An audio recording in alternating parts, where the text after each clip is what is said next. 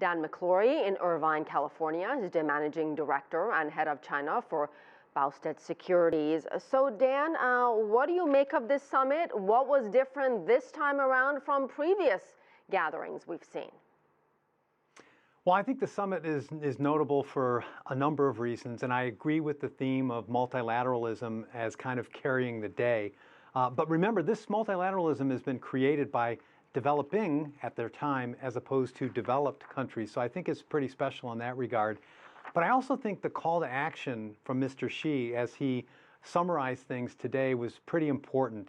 He talked about the new development bank, and he basically said, we've got to start doing things with this new development bank. We've got to get the money from the people that have it to the people that don't.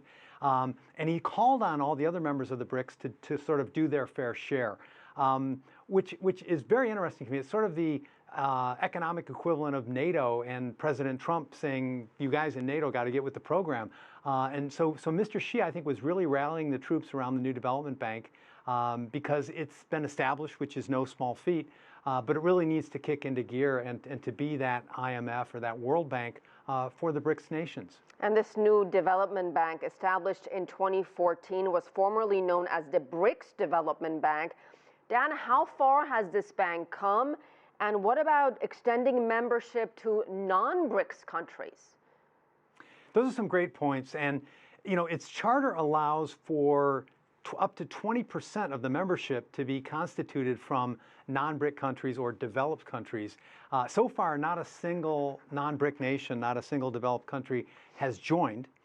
They have, however, approved projects in the realm of about $8 billion US, but they've only funded about $1 billion. And so, there's some kind of a logjam that's occurring here that really needs to get freed up, because it's a great idea. Again, no small feat. Just, think of it now. 5 years into the subject of BRICS, this bank gets created, and now 5 years later, it's actually up and running and in a position to put out capital.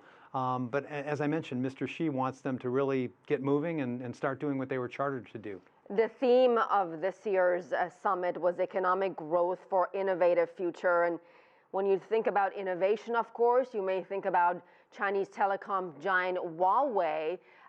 Do you think Huawei will have a brighter future now in Brazil, now that you saw that blossoming relationship between President Xi and Brazil's Bolsonaro?